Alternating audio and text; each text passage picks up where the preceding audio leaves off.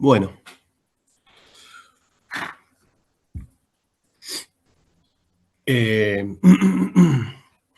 vamos empezando. Si quieren, así no nos retrasamos. Igual, bueno, está siendo grabada, así que después seguramente la compartimos por algunos canales. Bueno, ¿cómo están a todos?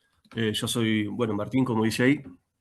Eh, Soy parte del equipo coordinador del grupo de estudios sobre espacios cotidianos y memoria, que está radicado en la Universidad de Catamarca y también en el Instituto Regional de Estudios Socioculturales en Catamarca, que es un instituto de doble dependencia con ISET y la Universidad de Catamarca. Y el ciclo de charlas magistrales lo empezamos en el 2024, desde el grupo de estudio. Después, al año siguiente, el 2025, fue creciendo, se sumó gente en la organización de la Universidad Nacional del Sur, de acá de Argentina, y también se sumó gente de la Universidad Alberto Hurtado de Chile. Y este año seguimos creciendo la organización, se sumó ahí Libertad, que figura como Inés, de la Universidad Nacional de Entre Ríos, así que bueno, nos vamos haciendo cada vez más federales e internacionales también, porque están los compañeros de Chile. Así que bueno, nada, un gusto que estén acá. Esta va a ser la primera charla de este año, y bueno, es un gusto ahí contar con Andrea para eso, que ni bien la contactamos, ahí se mostró predispuesta para participar, más allá de la agenda apretadísima que tiene. Así que bueno, agradecerle que estén acá, a todos presentes, y bueno, le doy la palabra ahí a Libertad para que presente a la protagonista de la charla del día de hoy. Bueno, muchas gracias Martín, gracias Andrea y gracias a todos por estar aquí. Yo soy Libertad Machado, soy investigadora asistente del INES, que es el Instituto de Doble Pertenencia de Estudios Sociales de la Universidad Nacional de Entre Ríos. Y Andrea hoy nos va a estar dando la primera charla conferencia, charla discusión, charla apertura. Y ella es investigadora especializada en ecología del paisaje y ecología regional en el Instituto Multidisciplinario de Biología Vegetal, investigadora con ISET y la Universidad Nacional de Córdoba, Argentina. Junto con su equipo ha elaborado mapas regionales y realizado análisis geoespaciales para describir patrones biogeográficos y de biodiversidad, así como los efectos del cambio climático y de los cambios en el uso del suelo sobre el ecosistema altoandino.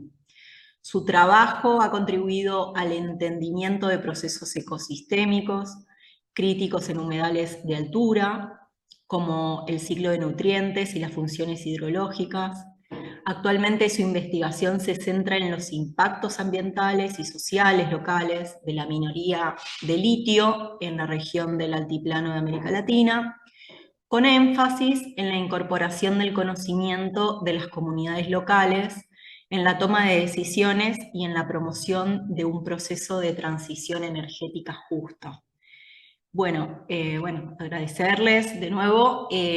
Seguramente vamos a estar compartiendo esta charla después, la grabación de esta charla, como para seguir conversando y discutiendo sobre estos ejes. Así que, bueno, ahí empezamos, continuamos.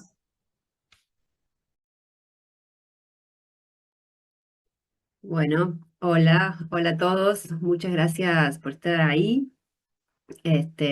Bueno, yo también voy conociéndolos, les agradezco las presentaciones tan detalladas, porque debo confesar que caí en la trampa de que yo iba a dar una charla para la Universidad de Catamarca y ahora veo que hay mucho más amplio el espectro de público. Bueno, yo motivada porque en realidad trabajamos mucho nosotros en Catamarca y la verdad que muchas veces trabajamos mucho en el campo, entonces tenemos muchas pocas posibilidades de interactuar con otro grupo de trabajo de Catamarca. Entonces, bueno, la verdad que confieso que esa fue la motivación, pero me alegro que estén todos los demás también. Así que, bueno, yo les voy a compartir el PowerPoint, a ver aquí. Em, Voy a dar la charla, tengo así como una base genérica y em, trato muchos temas que es medio un pantallazo a toda la situación y un poco de información de la que nosotros hemos ido recolectando sobre estos sistemas. No me molesta para nada si alguien quiere interrumpir en el medio. Así lo vamos haciendo más dialogado. Yo ya estoy muy aburrida de esta charla porque piden mucho estas charlas últimamente. Em, pero nada, eso, me gustaría que charlemos, que conversemos y que dialoguemos. Así que si alguien quiere interrumpir, solamente háblenle porque yo ahora ya los dejo de ver, muchos, a muchos, entonces solo hablen.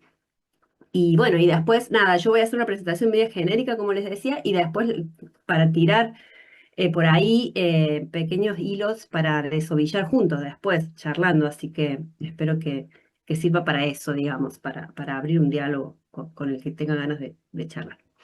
Entonces, bueno, la charla trato de justamente hablar de cuestiones desde nuestro rol como científicos, pero también como generadores de información y de articulación con la gestión y un poco de actores intermediarios, a veces quedamos nosotros entre estos gestores, estos tomadores de decisión y los territorios, y siempre analizando todas estas situaciones a través del caso de la minería de litio en la Puna Argentina, que, bueno, la verdad es que hoy por hoy es lo que nos ha, bueno, captado como investigadores trabajando en la Puna, aunque no fue la idea nuestra al principio. Yo, bueno, me llamo Andrea Izquierdo, pertenezco al Instituto Multidisciplinario de Biología Vegetal, que es una unidad ejecutora también de doble dependencia, como la de los chicos, que pertenece a CONICET y a la Universidad Nacional de Córdoba, y dirijo un grupo somos biólogos, mayormente ecólogos, que estudiamos básicamente ecología de humedales altoandinos. En el medio de nuestro trabajo como biólogos nos agarró la minería en la Puna y bueno, y terminamos en esto, que les voy a contar un poquito. Primero voy a hacer un contexto muy global de dónde viene un poco esta situación o este boom del litio, y lo voy a articular con el escenario local y regional que nos interpela a nosotros.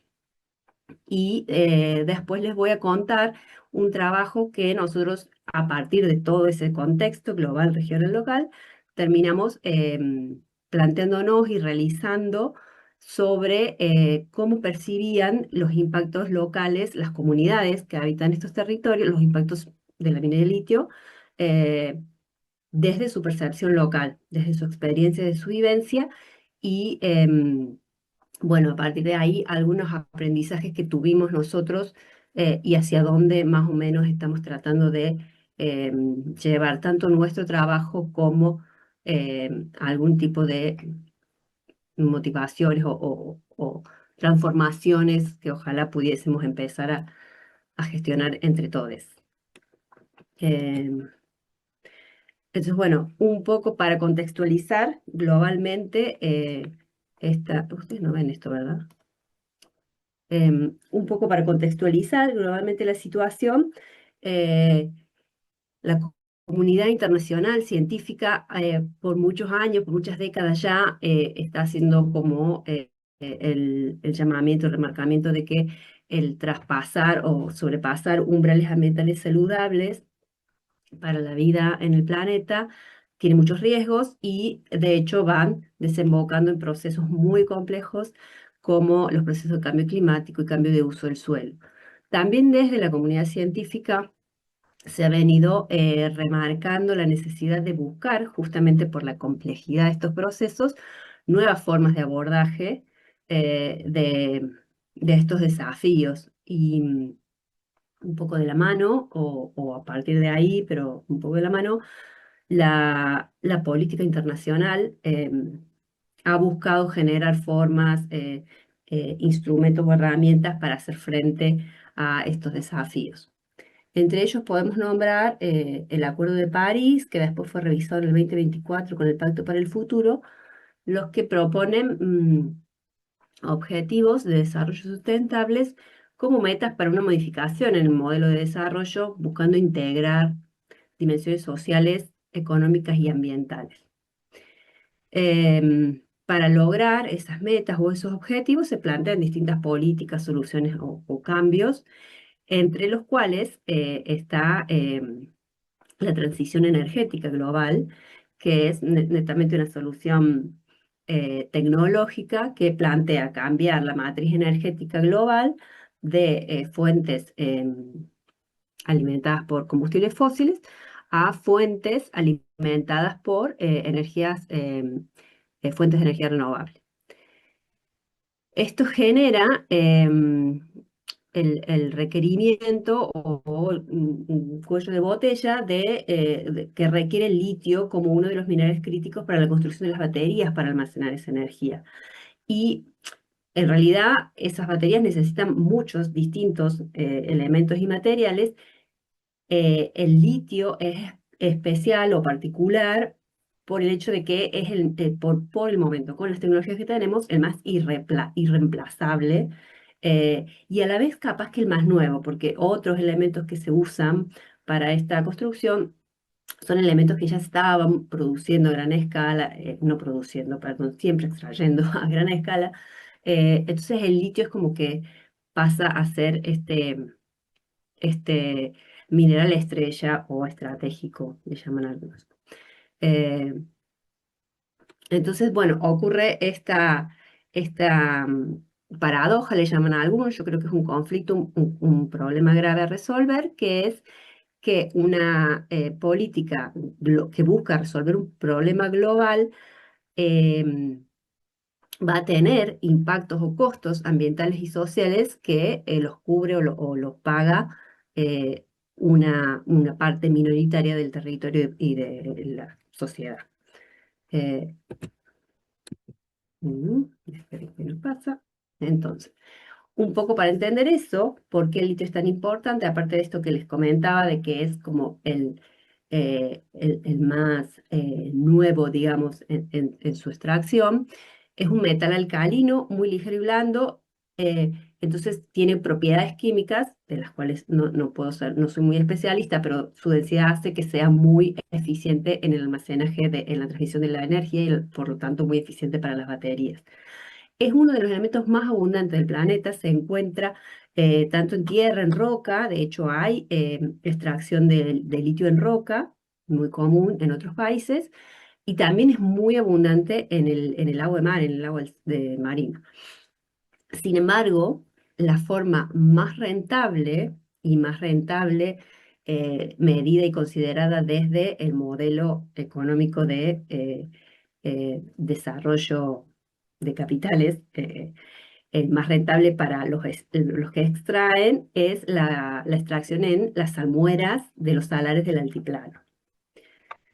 ¿Y por qué es esto? Bueno, ese altiplano es la meseta de altura, la segunda meseta de altura más alta del mundo, después del Himalaya. Es un ambiente de condiciones climáticas muy extremas, tiene muy bajas precipitaciones, muy alta radiación, por lo cual hace que su ciclo hidrológico sea negativo todo el año. Em, en esta región que se comparte entre el suroeste de Bolivia, el norte de Chile y el noroeste de Argentina, mayormente se encuentra, sobre todo Chile y Argentina, poblada por comunidades collas y collas atacameñas y que tienen en relación con las poblaciones de Bolivia, poblaciones de densidad muy baja. Todas estas comunidades mayormente se caracterizaron históricamente por el pastoreo de transhumancia como su principal actividad de subsistencia y tienen algunos cultivos, pero muy de subsistencia. Las condiciones climáticas son muy extremas. No sé en el público cuánto ustedes conocen del sistema, cualquier duda después lo vamos repasando, pero es una región muy particular, tanto ambientalmente como socialmente y culturalmente. En esta región existen estos humedales altoandinos, que en realidad es en lo que nosotros nos especializamos. Entre los humedales altoandinos tenemos que considerar e incluir a los salares, las lagunas y las vegas. Los salares también son humedales. Y estos tres tipos de humedales en realidad ocupan una superficie muy baja relativa de la región de estudio o de la puna.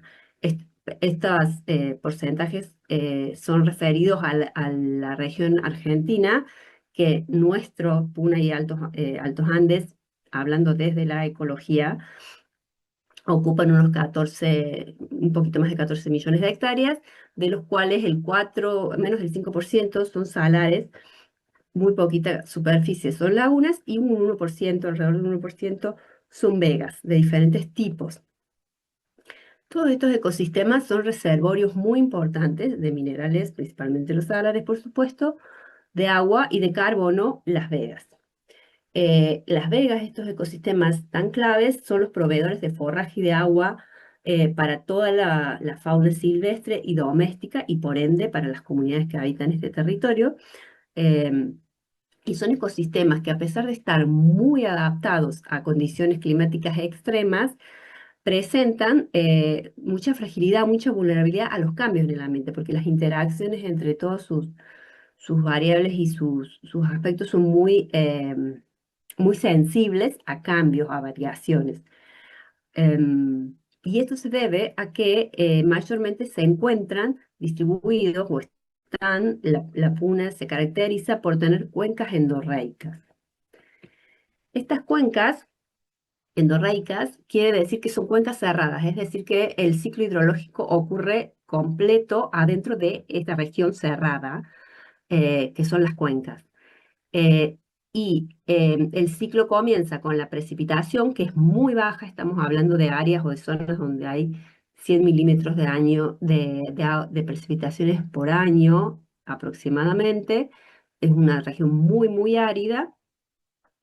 Y esa precipitación, aquella que no se evapora por la alta evaporación que hay, a la alta radiación solar, infiltra a través de la litología del suelo desnudo y empieza a descargar hacia el centro, a la parte central, media, más baja de esta cuenca, que en general funcionan tal cual como cuencos, valga la redundancia, donde se empiezan a acumular por años y años los minerales. Cuando el agua se va evaporando, quedan acumulándose los minerales. Y así se van formando los típicos salares que están en los centros, en la parte central, media, más baja de todas estas cuencas de la Puna. En el recorrido de ese agua subterránea, en algunos puntos de la topografía, permite que aparezcan nacientes, vertientes, que ese agua aparezca muy cerca o sobre la superficie del terreno. Y en esos lugares donde hay un poco de espacio, que son medios cóncavos, que la topografía lo permite, que se ha acumulado sedimento, esa combinación entre sedimento y agua permite el crecimiento de unas plantas muy particulares de tipo cespitosa, que tiene una forma de crecimiento en tipo de cojín o almodoncitos, y un sistema radicular que va haciendo un sistema como de esponja, manteniendo el agua en el lugar y haciendo o creando ahí un ciclo de retroalimentación positiva entre las características ambientales y la vegetación. Las propias plantas empiezan a modelar, a modular de alguna manera el ambiente para regular las condiciones que ellas necesitan para seguir creciendo. Para mí, uno de los sistemas más fantásticos de la naturaleza. Ellas mismas van creando su ambiente, van modificando el terreno y permiten su crecimiento. A la vez, en estos sitios, esas condiciones de anegamiento que ellas mismas generan, combinado con las bajas temperaturas de la región, hacen que la descomposición sea muy lenta y comienzan a acumularse muchas capas de materia orgánica en descomposición, en el suelo de estos sistemas. Entonces se convierten en grandes, grandes reservorios de carbono Las turberas en general en el mundo se calcula que almacenan casi tanto carbono como los bosques tropicales. Entonces son sistemas muy, muy cruciales, estratégicos y claves para la regulación climática justamente. Em, bueno, como ven en el grafiquito, totalmente ilustrativo, ¿no? Todos los ecosistemas de las cuencas cerradas están relacionados, interrelacionados entre sí por este flujo de agua subterránea y sus variaciones. Esto a partir de los cambios de evaporación en el año y las recargas, la descarga de precipitaciones y demás, va fluctuando esa napa freática en su nivel, en su profundidad. Y así es como se mantiene un ciclo virtuoso de riego, anegamiento y aireación de estos sistemas que permite que se mantengan y se autosustenten en el tiempo. Em, Esto hace que el sistema sea muy adaptado a este tipo de fluctuaciones naturales, pero también por ende muy sensible a cambios que saquen o modifiquen esas variaciones o variabilidades dentro de estos rangos que el ecosistema ya tiene tan adaptados.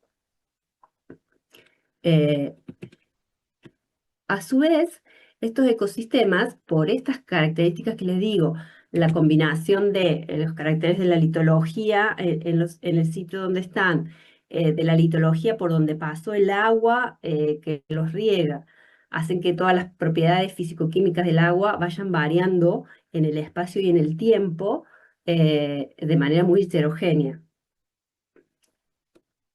Y eso va haciendo que estos ecosistemas sean muy variables en todas sus características entre sí.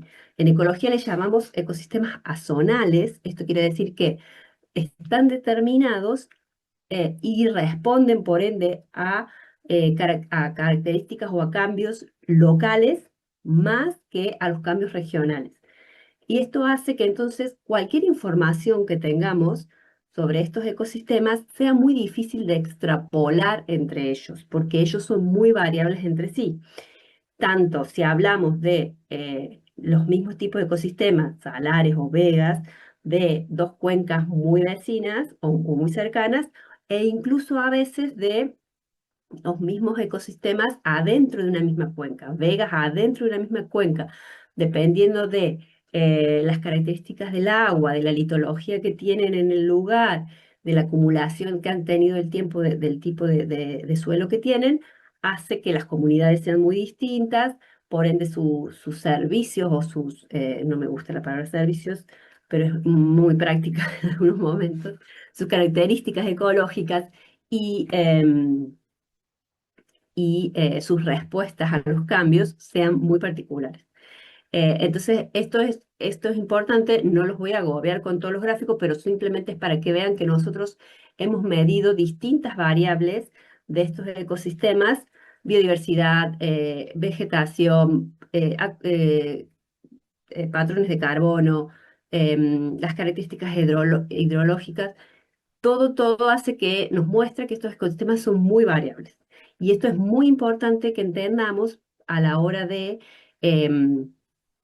buscar formas de intervención de los ecosistemas o cuando evaluamos cómo van a responder a ciertos cambios. Y remarcando la importancia de esto, que no podemos extrapolar información entre ellos. Todo esto hace como entonces, como les decía, un escenario bastante complejo, bastante sensible y del que necesitamos tener mucha más información antes de tomar decisiones. Sin embargo, aquella transición energética de la que hablábamos en la primera diapositiva está empujando a la demanda muy rápida y muy expansiva de la minería de litio, por características también referentes a la geopolítica de nuestra región. Esto se está notando exponencialmente en Argentina. Actualmente en Argentina hay aproximadamente 60 proyectos de litio en diferentes etapas de su desarrollo, desde prospecciones, exploraciones, a algunos en explotación. Ya hay 6 proyectos que están explotando. Esto quiere decir que ya están exportando carbonato de litio, ¿no? Que es la forma que se vende. Esto hace que todos, absolutamente todos nuestros salarios, las 17 cuencas de la Puna Argentina, hoy en día tengan proyectos en su superficie, incluso muchas, como pueden ver en el mapita, no sé si se alcanza a ver muy bien a este tamaño, pero muchas tienen varios proyectos adentro de una misma cuenca. Y recuerden lo que acabamos de ver de cómo estas cuencas funcionan de forma cerrada, es decir, cualquier cosa que se hace en la cuenca de alguna u otra forma puede impactar en toda el área de esta región. En ese contexto y en esa situación general de nuestra región, nosotros nos preguntamos en una investigación que hicimos cuál era, o queríamos entender cómo aquellas políticas globales de las que hablábamos, que están buscando soluciones a las problemáticas del cambio climático y del uso del suelo, que están afectando a toda la sociedad, integraban o consideraban de alguna manera los impactos locales que inherentemente van a producir.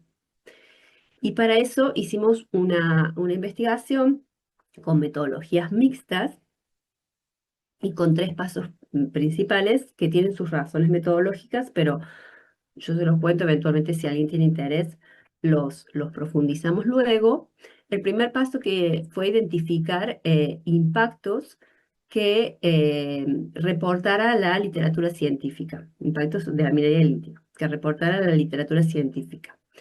Con esos impactos reportados por la literatura científica, nosotros construimos una encuesta que realizamos a miembros de 4 comunidades de la Puna Argentina, 2 en Jujuy, 1 en Salta y 1 en Catamarca. A la vez, además de su distribución en las 3 provincias litíferas, también son comunidades que varían o difieren en su historia, en el tiempo que han estado expuestas a la actividad, en las experiencias que han tenido y por ende también en las posturas que ellos tienen frente a la actividad. Nosotros queríamos captar en estas comunidades la heterogeneidad que existe en la percepción de ellos, que también es algo que se suma a la complejidad ambiental de la que hablábamos de la región, por supuesto, la complejidad natural normal de distintas comunidades. Más allá de que pueden compartir formas de culturas, historia de etnias o lo que fuese, cada comunidad tiene sus propias particularidades, toma sus propias decisiones y, bueno, por ende tiene también sus diferentes experiencias. Y eso para mí es muy importante remarcarlo cuando hablamos de comunidades locales. Bueno, entonces por eso elegimos 4 comunidades que diferían en varios aspectos para poder captar esa heterogeneidad. La encuesta se enfocaba en 2 partes principales. La primera es que preguntar si ellos identificaban o reconocían los impactos que la literatura estaba reportando. Y una vez que nos reconocían que esos impactos existían, les preguntábamos que por favor nos explicaran en qué manera, qué efecto local, en qué manera esos impactos modificaban sus formas de vida, su entorno, cualquier característica de su rutina, de su vida. A esto le llamamos el efecto local. Y con esos efectos que ellos nos describían, es que nosotros a cada uno de los efectos buscábamos traducirlo o relacionarlo a un indicador o una forma de medirlo, de cuantificar ese efecto. Y esos es lo que llamamos los indicadores locales. ya en un cuadrito siguiente con ejemplos lo van a entender mejor.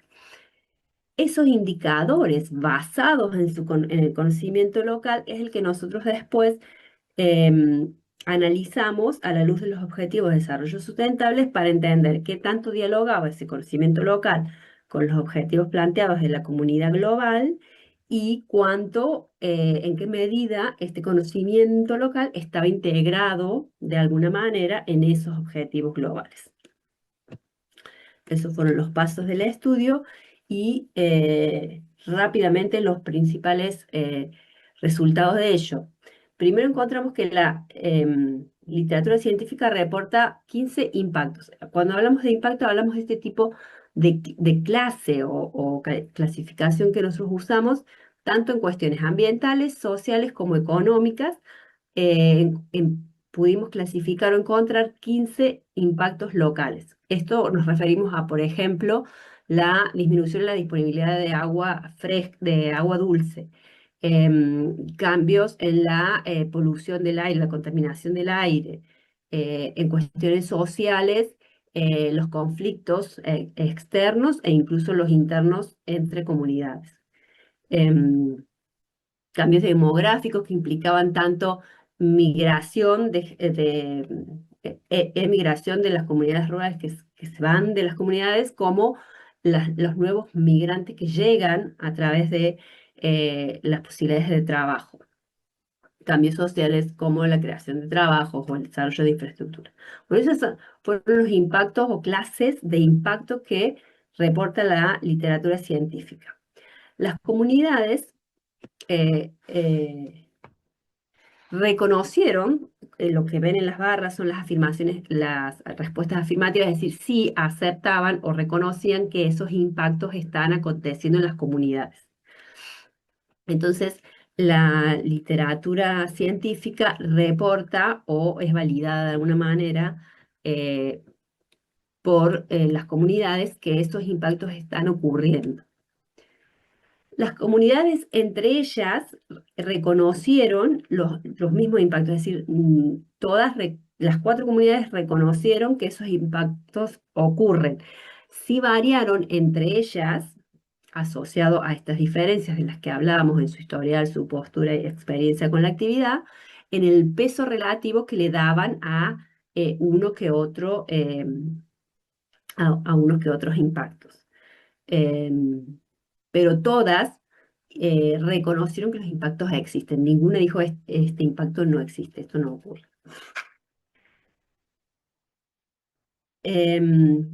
Bueno, como les decía, la otra parte de la encuesta era qué efectos locales eran los que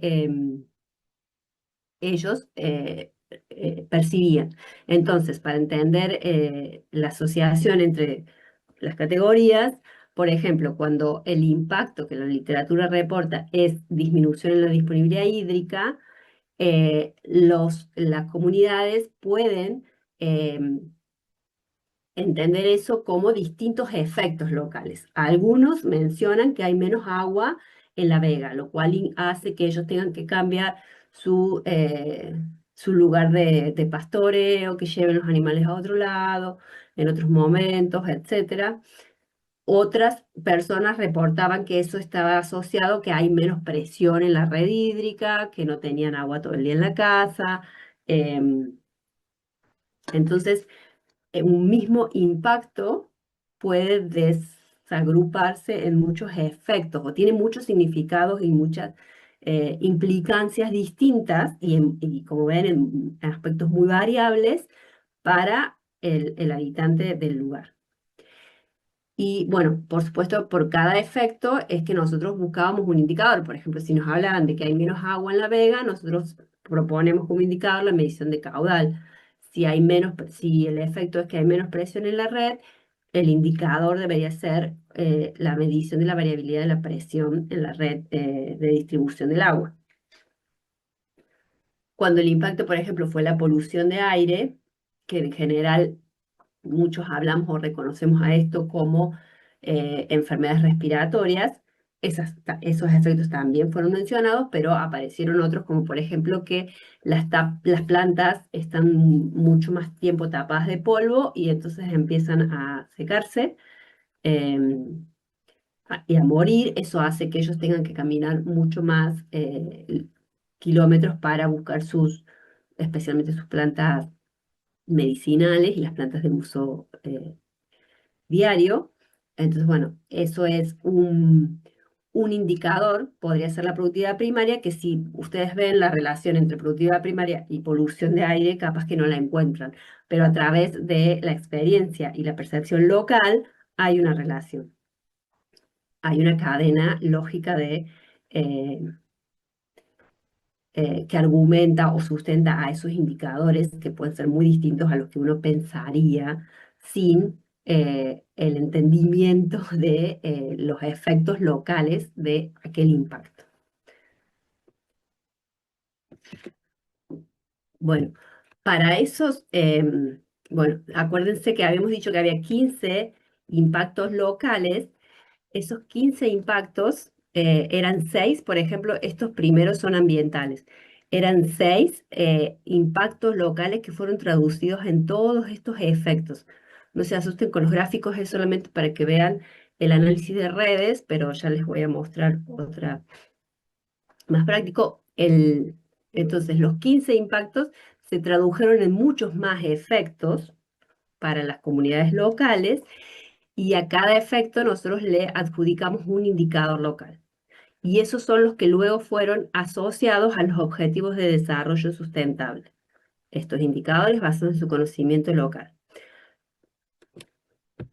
Lo que encontramos en ese análisis, en esa asociación, es que los indicadores basados en el conocimiento local pueden aportar a la medición de todos los ODS. Son 17 a todos los ODS, menos el número 14 que está relacionado a cuestiones o sea, del océano, a la vida marina. Entonces, todos los indicadores basados en el conocimiento local pueden aportar a todos los ODS, es decir, el conocimiento local o las necesidades y las percepciones que tienen las comunidades locales no están tan alejadas, de alguna manera dialogan con esos objetivos que son bastante genéricos, no sé si están al tanto más o menos de los objetivos, pero hablan de hambre cero, de la sanidad de los ecosistemas terrestres. Entonces, el diálogo entre unos y otros eventualmente no está tan lejos, ¿no? Em, Otro resultado que encontramos es que varios indicadores basados en el conocimiento local pueden aportar a más de un ODS. Esto para nosotros indica eh, mucho conocimiento integral de parte de las comunidades, pero también un conocimiento que podría ser mucho más eficiente a la hora de monitorear o evaluar el alcance de esas metas, porque con un mismo indicador podríamos estar monitoreando varios ODS. Y por último, algunos de los indicadores basados en el conocimiento local no estuvieron relacionados directamente con ninguno de los objetivos de desarrollo sustentables y estos eran efectos más relacionados a cuestiones culturales o sociales de las comunidades, como la pérdida de su conocimiento ancestral o algunas modificaciones en sus formas de vida o en sus tradiciones. Esto nos habla a nosotros de esta falencia de estas políticas construidas a escalas globales en poder considerar o integrar otras formas de percibir, de vivir, de otras cosmovisiones distintas a ese eh, pensamiento o cosmovisión más hegemónica. Bueno, entonces, bueno, no sé si se los mencioné, pero este fue el artículo que fue seleccionado por Frontiers, que Frontier lo que busca es reconocer y apoyar a investigaciones que promuevan de alguna manera soluciones, tanto tecnológicas como metodológicas desde las ciencias, para eh, el abordaje o la resolución de los problemas causados por ese sobrepasamiento de los límites saludables planetarios. Entonces, nuestro estudio además de ser una metodología científica, muestra que integrar el conocimiento local no es solamente una cuestión de justicia social, sino que también mejora la calidad de la información disponible y permitiría diseñar políticas más integrales, legítimas y efectivas.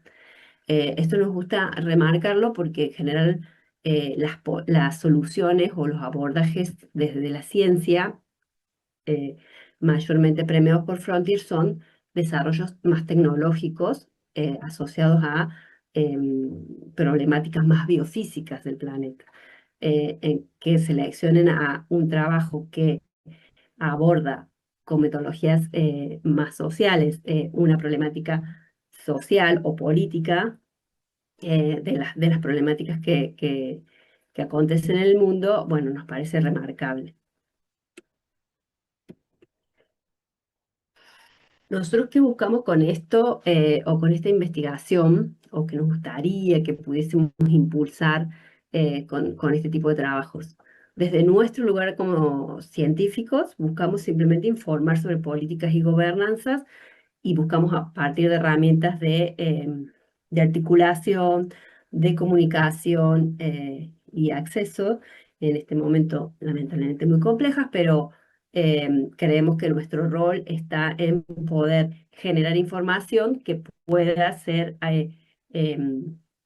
apropiada por tomadores de decisión y la búsqueda de formas de gobernanza más equitativas. Por otro lado, buscamos conectar escalas, es decir, alinear o por lo menos reflexionar sobre estas discrepancias entre escalas cuando las políticas públicas globales no identifican ni integran intereses y necesidades locales, están faltando en su legitimidad de alguna manera y por ende fallando también en su relevancia y eficiencia.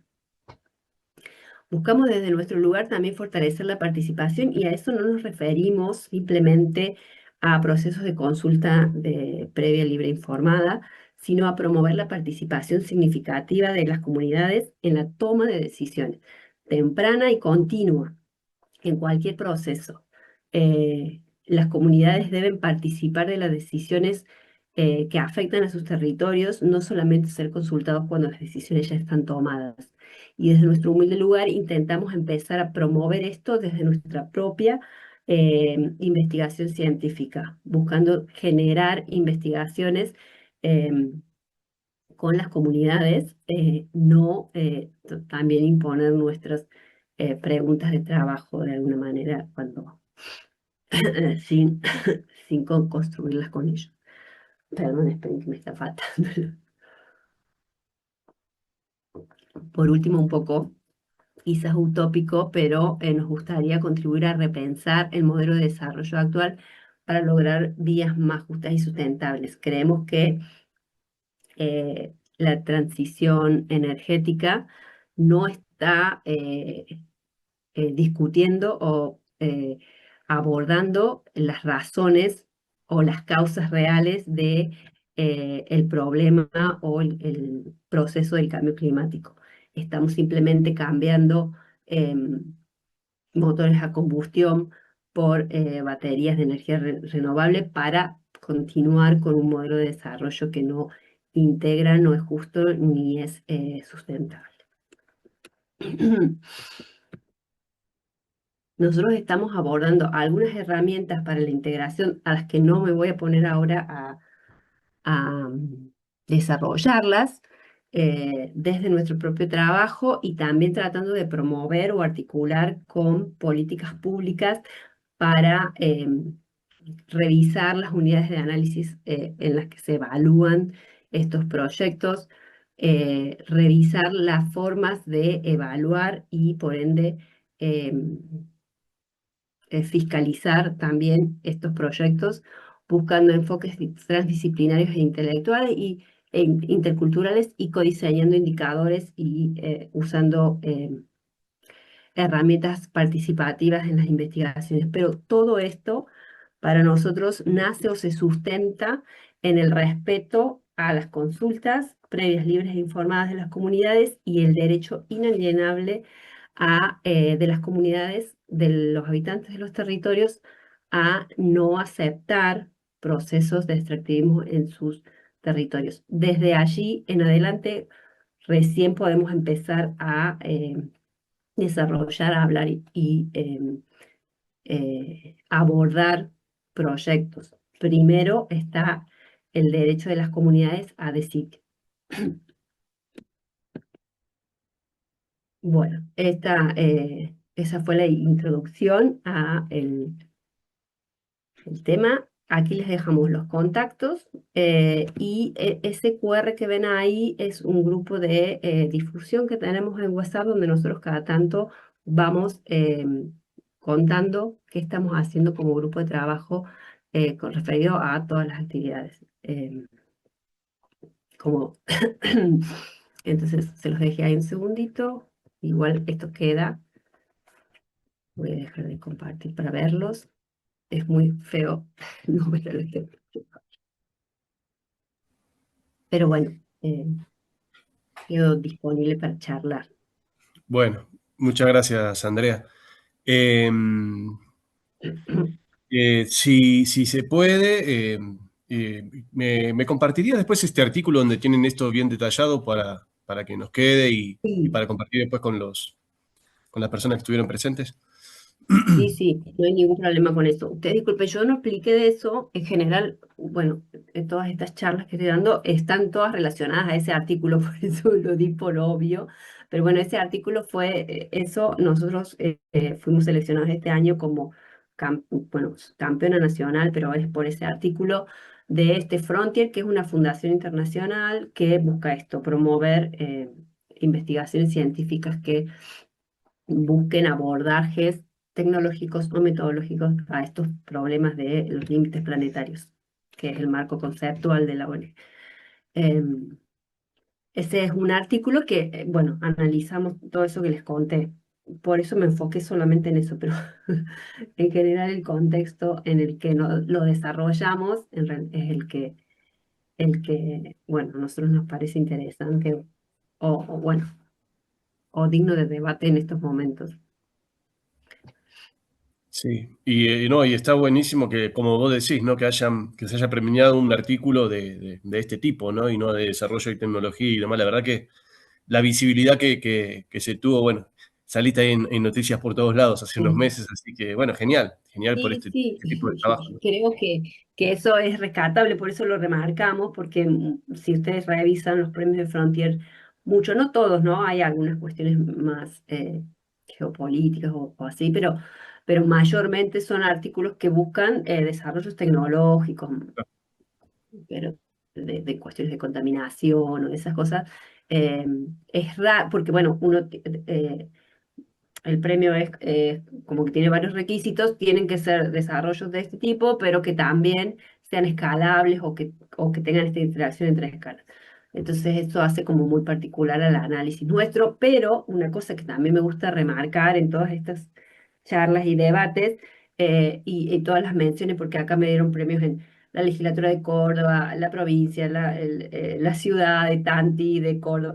eh, el mismo método lo que tiene de, de valioso, pónganle, es que es aplicable a la creación de cualquier política pública. Nosotros estábamos haciendo esta comparación con los Objetivos de Desarrollo Sustentable por el marco conceptual que les expuse, pero la misma aproximación es aplicable a cualquier política pública en donde cada vez más parece notorio, em, aunque no, lamentablemente no se esté dando el cambio, pero yo creo que en algún momento va a tener que darse, de que la integración de las comunidades y de los territorios en las decisiones es ineludible ya. Bueno, queda ahí el espacio para quien quiera hacerle preguntas a Andrea o comentarios. Yo tengo también, pero no quiero acaparar todo. Sí, hola, buenas noches. Sí, yo quiero hacer una pregunta. Bueno, primero felicitarte, Andrea, porque la verdad que la charla es súper clara, amena y muy inspirador tu trabajo. Y la verdad que es admirable la metodología que propones en este diálogo entre algo más ecológico y social, que creo Mm. que los aspectos socioambientales merecen tener ese enfoque, pero es realmente un desafío. Preguntarte dos cositas. Primero, vos mencionaste que los salares durante un tiempo no se consideraban humedales, y me acuerdo en la discusión de la ley de humedales, la última gran discusión, algunos de los proyectos que se presentaban en la legislatura nacional no consideraban los humedales altoandinos, por ejemplo. Entonces, bueno, ¿cuáles son los argumentos eh, biofísicos, si es que los hay, de no considerar a los salares como humedales? O bueno, si era por No otros hay ningún intereses. efecto Ah, biofísico, ecológico ni real que pueda sacar a los salares de los humedales.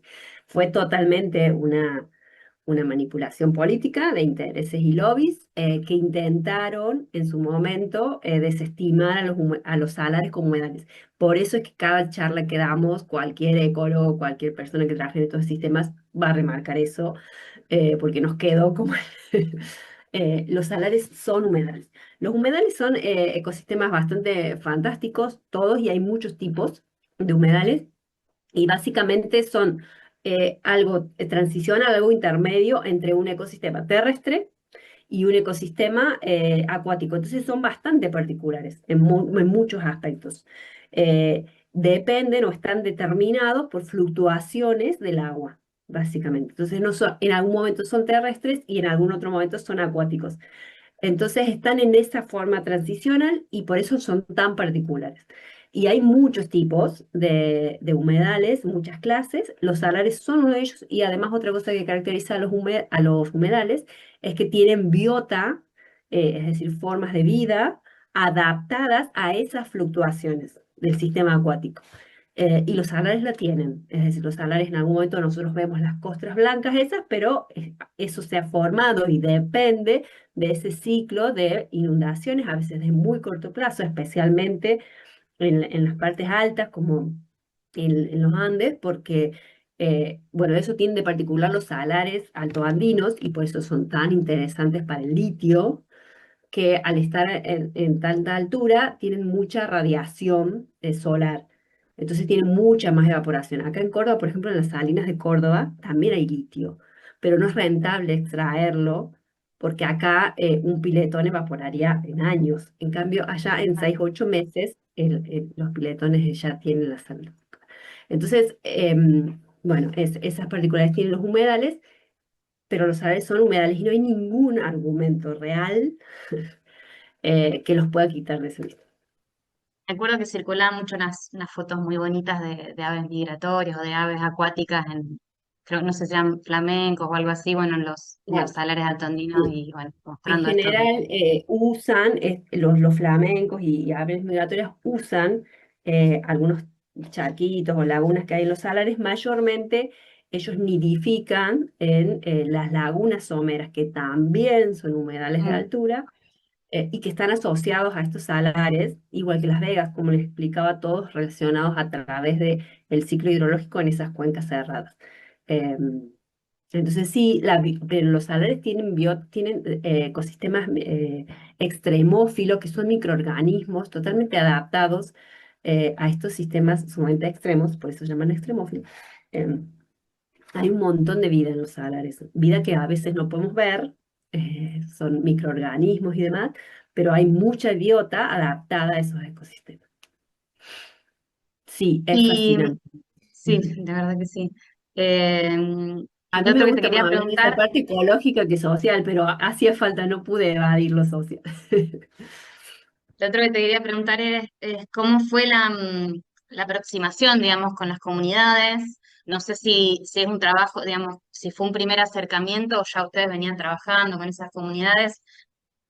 Me imagino también preguntarte qué idea tienen ellos sobre la universidad, bueno, un poco eso, cómo fue y cómo fue evolucionando, Sí, eso porque eso es también es muy siempre un variable. desafío. Sí, muy variable de nuestra parte y también de parte de ellos. De nuestra parte es variable porque nosotros sí trabajamos, nuestros trabajos son muy regionales, algunas cosas hemos hecho con los mapas y los patrones de biodiversidad con muestreos en toda la región. Nosotros trabajamos, y esa es otra salvedad que hago, para los ecólogos o las ecorregiones de Punas y Alto Andes, para nosotros van desde Jujuy hasta Mendoza prácticamente. Nosotros hicimos nuestra área de estudio hasta el límite sur del Parque San Guillermo en San Juan, pero usamos toda esa extensión como Puna y Altos Andes. En cambio, un geólogo te va a decir que la Puna termina en Catamarca. Entonces son criterios distintos, pero bueno, hago esa salvedad porque siempre los geólogos dicen. eh, Me perdí porque estaba ahí. Bueno, no sé por qué terminé hablando de corregiones, porque soy. Pero nosotros, porque nosotros hicimos varios relevamientos en toda el área y tuvimos interacción con muchas distintas comunidades. Pero en general tenemos más trabajo de campo realizado en Catamarca, con las comunidades con las que tenemos más vínculo, más cercano y más constante, digamos. Pero de todos modos, para este trabajo, como buscábamos mostrar esa heterogeneidad entre comunidades también, nos acercamos a otras comunidades. El proceso fue variable, en algunas fue muy largo, buscando esto de acercarnos con los propios criterios que ellos necesitan, los tiempos que ellos requerían, de explicar qué íbamos a hacer, para qué era. Entonces, en un caso fue como un proceso largo. En otros fue nada, simplemente hablar con la autoridad de la comunidad y que nos dijera sí, no hay problema y simplemente pudiéramos acceder a hacer las encuestas. Eso es muy variable, pero mucha gente me pregunta eso como si en las comunidades no quisieran o no sé no estuvieran predispuestas y yo lo noté todo lo contrario. Ellos están muy predispuestos a hablar de sus problemáticas y muy interesados en que se los escuche. Nosotros no tuvimos ningún inconveniente, ninguna comunidad nos dijo no. Mm. Eh, eh, entonces, eso me parece muy importante. Existen los casos, ¿no? Y te dicen a veces, bueno, que obvio las universidades llegan y después desaparecen con los datos. Eso existe y algunos siempre te lo menciona, pero no creo que haya un cerramiento de las comunidades. Todo lo contrario, me parece que están muy interesados en hablar de sus problemas y que los escuchen. Buenísimo. Dejo el espacio para otros compas y nos sigo preguntando. Gracias, Andrea.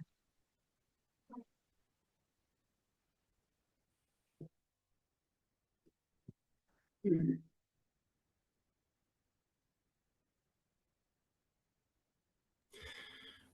Bueno, voy yo. Andrea, ¿cómo fue? Vos dijiste que de alguna manera cayeron en el litio, ¿no? ¿Cómo fue un poco ese paso, digamos, en la investigación, ¿no? No, fue esto de presencia en el territorio. Nosotros somos biólogos, ecólogos y empezamos el proyecto, el estudio de humedales altoandinos empezó en el 2012. eh, el litio era apenas incipiente. Bueno, estaba el proyecto de Hombre Muerto, pero no era algo tan. De hecho, nosotros empezamos todos nuestros estudios más preocupados por el cambio climático que por el litio. eh, y al principio las comunidades tampoco estaban tan interesadas o preocupadas por esto. Y de pronto es eso, nosotros haciendo nuestras investigaciones ecológicas, mirando plantitas y pajaritos, esa presencia empezó a hacerse notoria de una forma muy impresionante y de pronto en los últimos 5 años muy rápida. Es increíble el cambio, ¿no? Em, entonces es como que fue creciendo solo el estudio o el interés bueno, ya no había forma de obviarlo de alguna manera. Nosotros, hay muchos aspectos desde lo biológico, ecológico de estos sistemas que a mí me siguen pareciendo fundamentales. Esto que les remarcaba del carbono, para mí es como una cosa de sentido común. Están degradando cuando esos creo que son más sociales, ¿verdad? Ustedes. Entonces, el tema es que esos, como les explicaba, como esos ecosistemas están interrelacionados a través de la napa freática, el problema de la minería de litio es que en esas cuencas cerradas, cuando se empieza a bombear la salmuera en la parte central de la cuenca del salar, ese contacto entre la napa freática de agua dulce y la salmuera del salar, que están en contacto, nada más que como están en equilibrio hidrológico por distintas densidades de los fluidos, hace que estén siempre en contacto, pero en equilibrio. Cuando empiezan a bombear el salar, esas presiones empiezan a romperse, a destruirse, y entonces ocurre que la napa entra, el agua dulce, del subterránea entra hacia al área del salar. Por un lado va a diluir los minerales, lo cual es un problema para las empresas, pero el otro lado empieza a bajar esa napa y a no poder subir o no a los niveles naturales que sube. Entonces se empiezan a secar esos ecosistemas que están siendo regados actualmente por la napa subterránea. Esos ecosistemas son Las Vegas, estos humedales que nosotros estudiamos. Cuando esos ecosistemas se secan, toda esa materia orgánica, esa turba, ese carbono almacenado ahí, respiras, se emite como dióxido de carbono. Entonces, para contrarrestar los efectos de gases invernaderos que ocasionó el cambio climático, vamos a degradar ecosistemas que están almacenando ese carbono y vamos a emitir dióxido de carbono. Es como un sinsentido, eh, es sentido común. Entonces, no sé, a mí me gustan esos argumentos. eh, desde la ecología. Estamos midiéndoles el carbono para tratar de hacer esos balances, eh, pero bueno, ya me perdí, perdón, me perdí de nuevo porque estaba hablando No, de está bien, carbono. Me sí, parece. te preguntaba cómo fue que cayeron en el litio, digamos, que Sí, habías bueno, dicho. No, eso. Nosotros estábamos haciendo otro tipo de preguntas y de claro, pronto la interacción con las comunidades hace eso. Supongo que de sí, alguna sí. manera te involucres. Soy también bastante curiosa y me meto eh, en cosas que capaz que no debo, pero esto fue naciendo también desde este abordaje. Ustedes son, muchos probablemente sean de las ciencias sociales, entonces siempre me atajo con esto. Somos biólogos y nosotros hicimos esta metodología como una manera también esto de poder revisar escalas, herramientas de construcción pública. Entonces, buscar esto de transferir una información que sea accesible al tomador de decisión.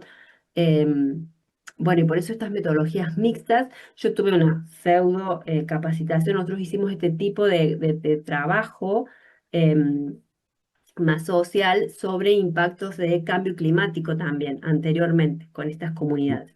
Em, y eso yo lo desarrollé siendo parte de un consorcio que dirige en la Universidad de Barcelona y que son sociólogos.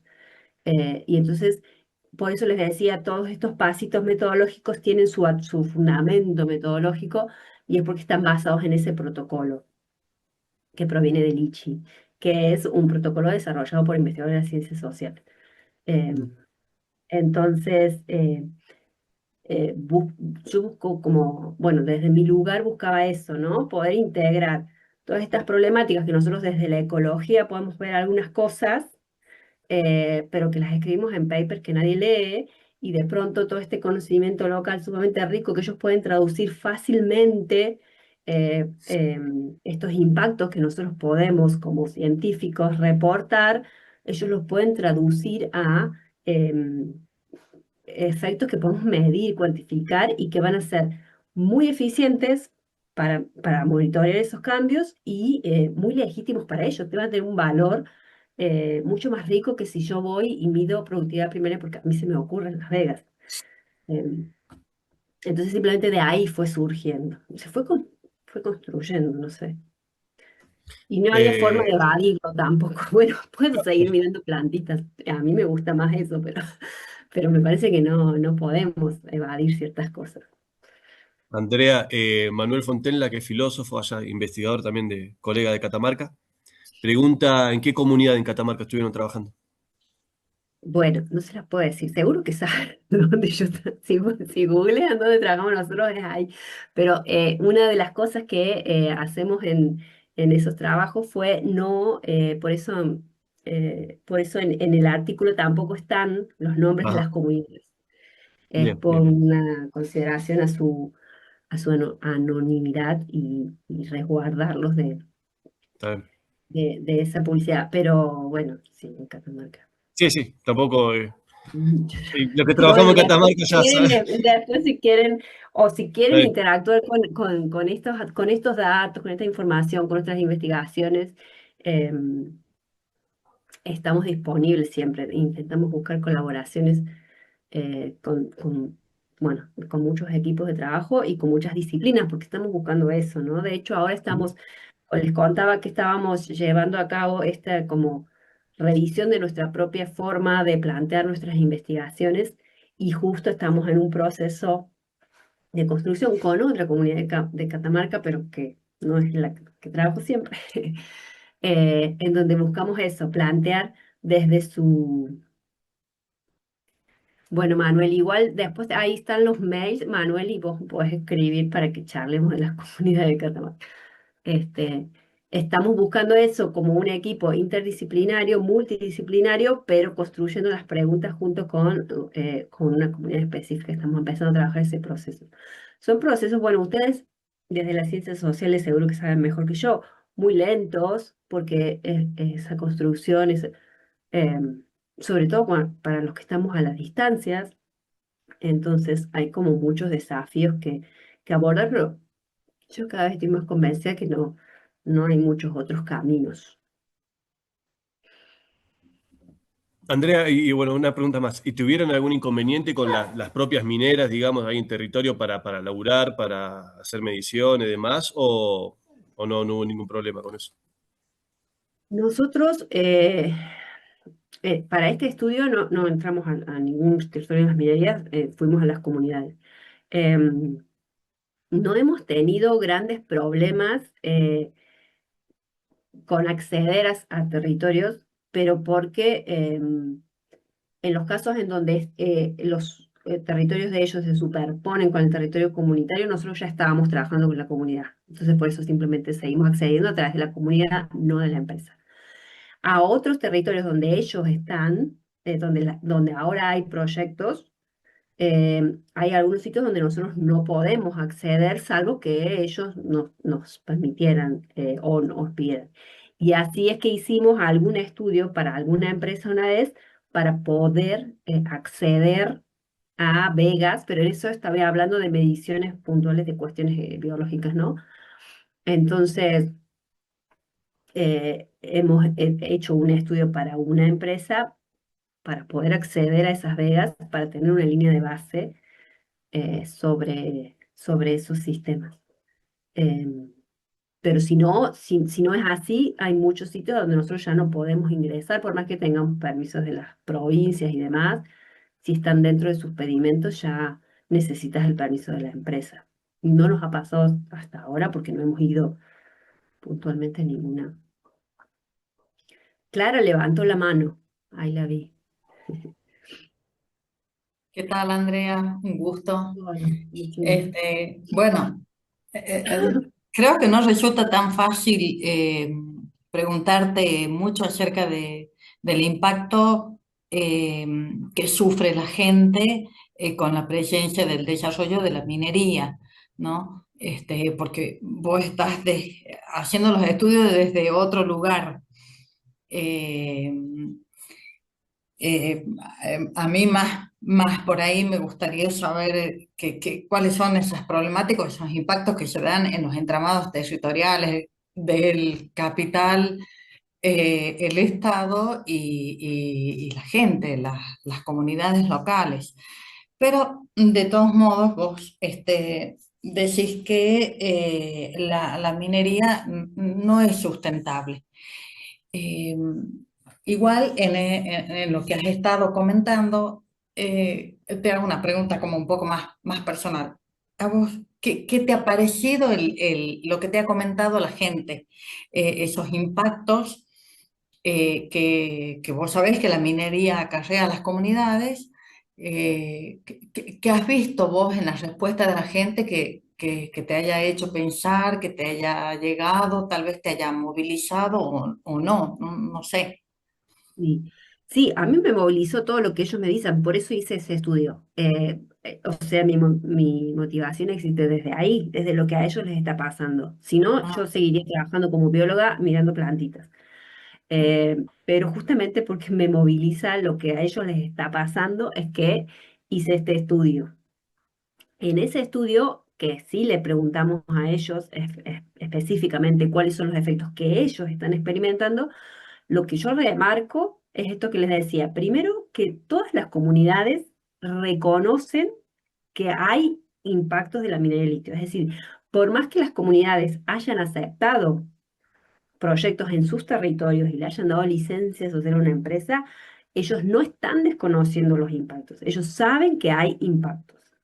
Y todos los impactos. No es que dicen, son todas las cosas buenas y desconocen los otros.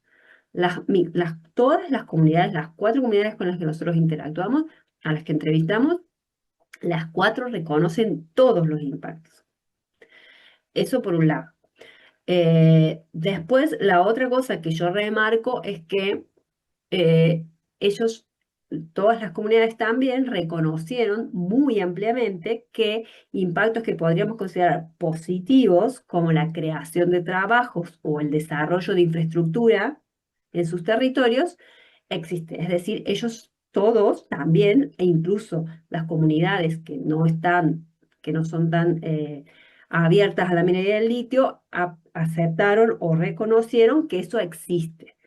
Pero ellos también asocian a esos impactos que podríamos decir de alguna manera son positivos, otros efectos, porque es como una cadena, es como yo les contaba, un impacto empieza a desagregarse en otros efectos. Entonces, por ejemplo, me decían, para que entiendas bien, sí, existe más posibilidades de trabajo ahora, tanto directo en la minería como indirecto en los servicios que ofrecemos. Pero ahora mi familia está desacoplada porque algún miembro de la familia se va 15 días a la mina y 15 días afuera.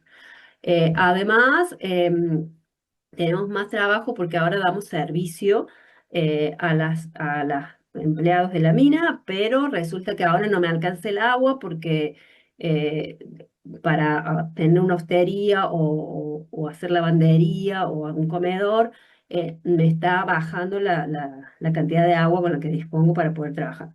Em, los chicos están dejando de interesarse en seguir estudios secundarios o universitarios o superiores, porque ahora ya se quedan con el trabajo en la mina. Entonces, eso es muy remarcable de que aunque las comunidades reconocen esos efectos que podríamos decir de alguna manera son con los que nos venden de positiva la minería, ellos también lo asocian a todos los otros impactos que hacen a su vida, eh, a sus formas de vida.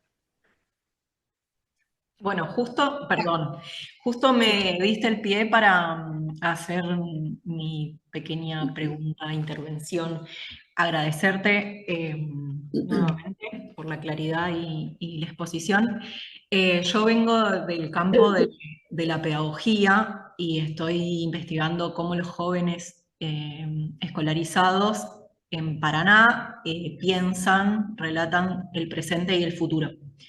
Y hay una cuestión en relación al cambio climático o el fin del mundo, si se lo puede mencionar así, muy presente en los relatos. Entonces, mencionabas en relación a estos efectos sobre las escolarizaciones, ¿no? Escolarizaciones y proyectos de vida de jóvenes, eh, cómo impactan esta explotación del litio, ¿no? Y yo lo que te quería consultar es si pudieron trabajar con infancias y juventudes en estas comunidades y qué registros, si es que tuvieron, tienen, y en el caso de haber trabajado con alguna cuestión de desigualdad o sí, de desigualdad de género, si pudieron también analizar los relatos, los impactos en relación a la tierra, en relación al género, ¿no? Si pudieron como contemplar esa diferencia, esas dos cuestiones, si pudieron trabajar con infancia y juventudes en relación a los saberes locales y el impacto, y si pudieron trabajar con la cuestión de género. No, sí, no a las dos. Por un lado, no trabajamos con infancias ni jóvenes porque por una cuestión de los consentimientos y demás, siempre buscamos encuestar a personas mayores. Entonces, estas efectos en las cuestiones de educación y demás, que ellos nos son la percepción y la respuesta de los adultos de la familia, digamos. Y lo de género, sí tuvimos en el diseño, está planteado em, el muestreo en partes iguales y tenemos los datos separados, pero no los analizamos aún. Entonces, sí está contemplado de alguna manera el diseño, pero no tenemos el análisis de esos datos desagregado o comparando cuestiones de género. Surgieron en el análisis general que hay, surgen algunos indicios de ese tipo de cosas. em, pero incluso, bueno, si alguien trabaja en cuestiones de género, estaría buenísimo que analice los datos, porque yo no me siento capacitada a hacer inferencias sobre eso. em, entonces, se- pero seguro, yo, no, es que no me animo ni a decirlo, por lo dos estoy diciendo una burrada, pero veo cosas que a mí me llamaron la atención sin tener mucho conocimiento de cómo interpretar eso. Pero cosas como que actualmente las políticas de las empresas buscando esta igualdad de género empiezan a tomar o contratar más mujeres, lo cual empieza a traer otros problemas en el tejido familiar y social de la comunidad. Porque ahora las propias mamás son las que se van 15 días a veces a la mina. Em, entonces, bueno, a mí así intuitivamente me suena que eso es algo a desovillar más profundamente, pero no tengo las herramientas para hacerlo. Andrea, hay una pregunta ahí en el chat de Roberto que dice, Sí. ¿cuáles fueron, pregunta difícil, ¿cuáles fueron las diferencias que se puedan señalar entre las comunidades de Catamarca, Salta o Jujuy? Se encontraron diferencias entre las diferentes comunidades de las provincias, digo. Bueno, las diferencias fueron mayormente,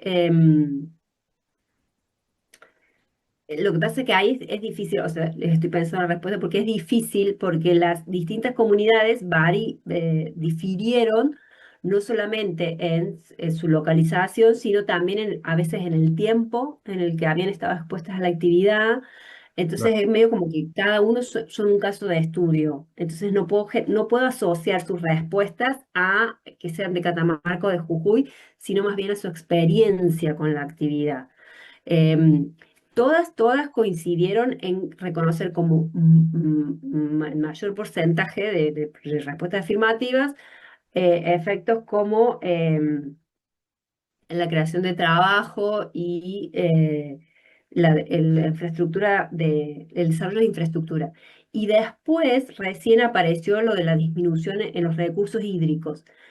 Pero yo lo asocio más a eso, a que los efectos en esos dos aspectos más económicos son los primeros que aparecen, es decir, es lo primero que se nota cuando un proyecto llega, que hay más trabajo y eventualmente que hay, ay, se me pararon todos. Ah, ahí está, se me habían congelado.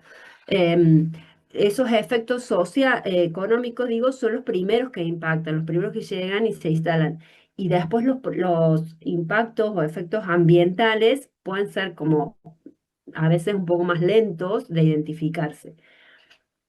Entonces, en ese aspecto, sí difirieron en identificar más eh, impactos ambientales a aquellas comunidades que ya han estado más tiempo expuestas a la actividad. Pero no podríamos desagregarlos por provincia, porque en realidad el efecto no es ese en cuanto al dato. Bueno, Andrea, para cerrar, última pregunta. Acá casi todos somos, o bueno, o investigadores con ICEO o becarios, y siempre está buena la pregunta de cómo te llevas con la escritura, digamos, ¿no? Para los investigadores que pasan por acá, digamos. Como contar tu experiencia en relación a esto, ¿no? A escribir, que es como más se nos evalúa, quizás lo que tenemos que hacer, ¿no? Y que a veces es un tema que cuesta, ¿no? Que nos cuesta escribir, ¿no? No sé si tenés algún comentario que hacer en relación a eso. La escritura científica, ¿te refería a escribir artículos? Exactamente.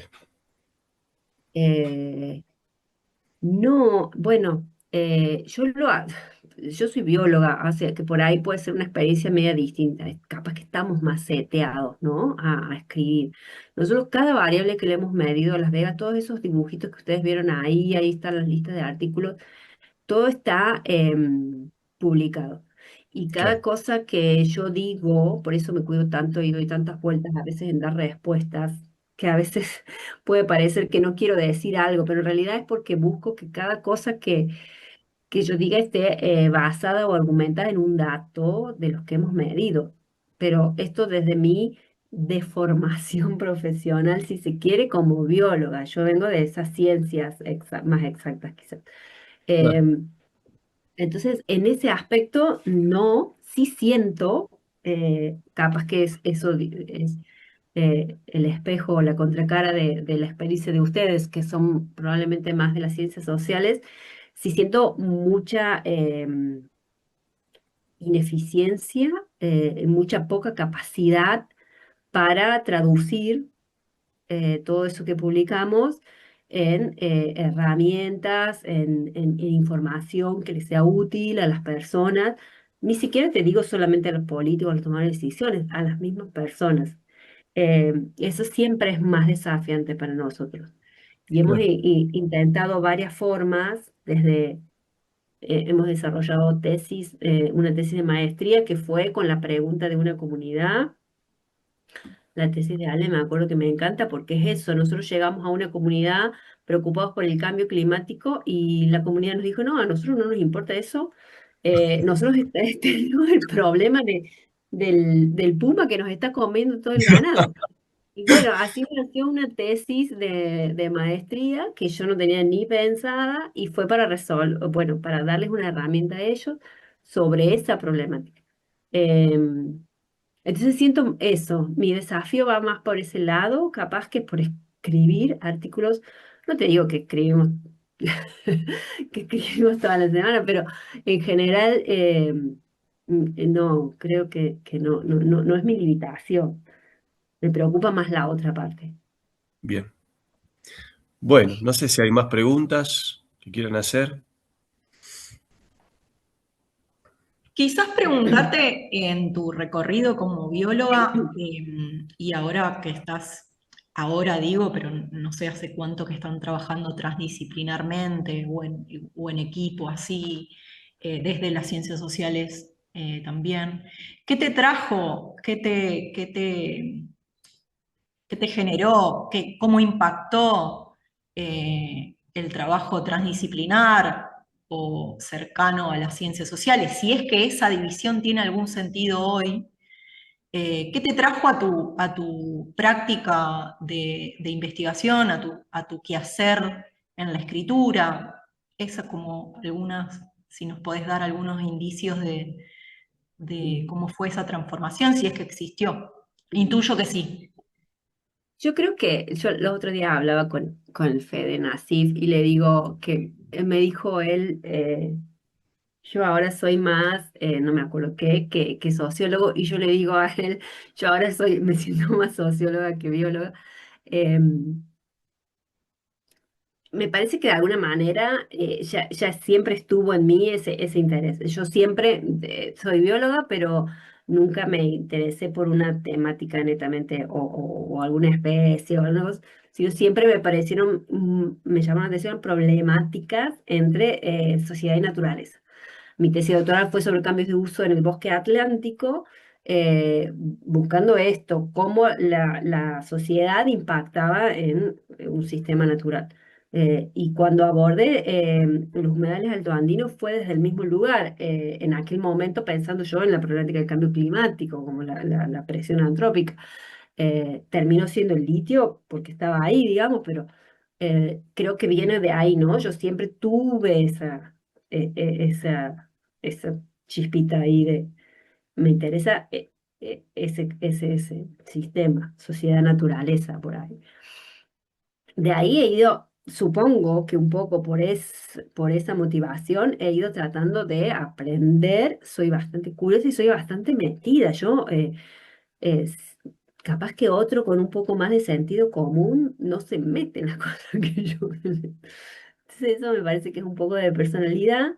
em, y en eso yo voy aprendiendo un montón, creo que lo que más hoy en día asumo que fui cambiando es eh, mi necesidad de reflexionar sobre cada cosa que digo o hago mucho antes de tomar una decisión.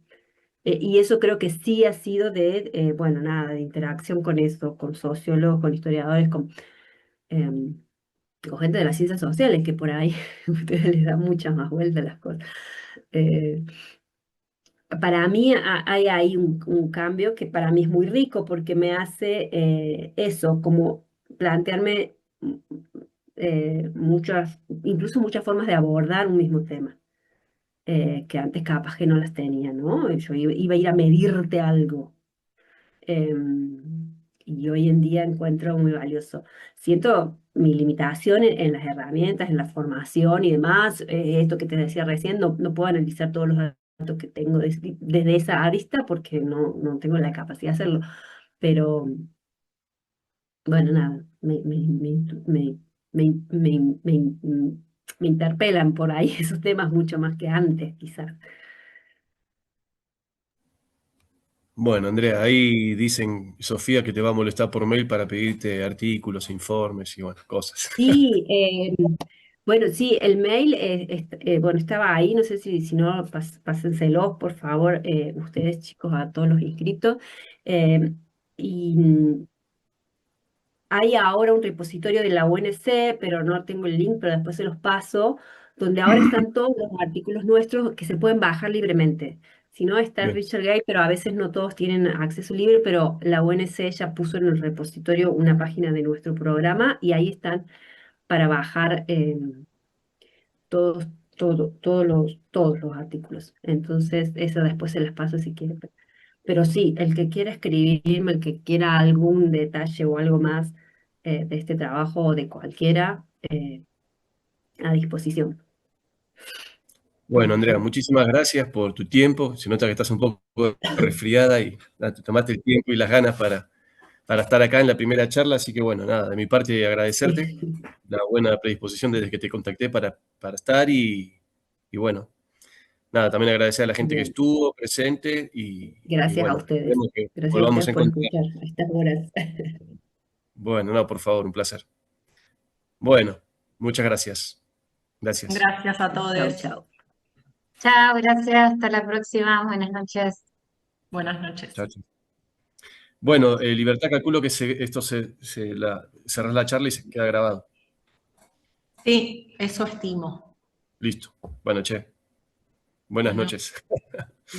Chao a todos. igualmente. Chau, Chao, chao. chau.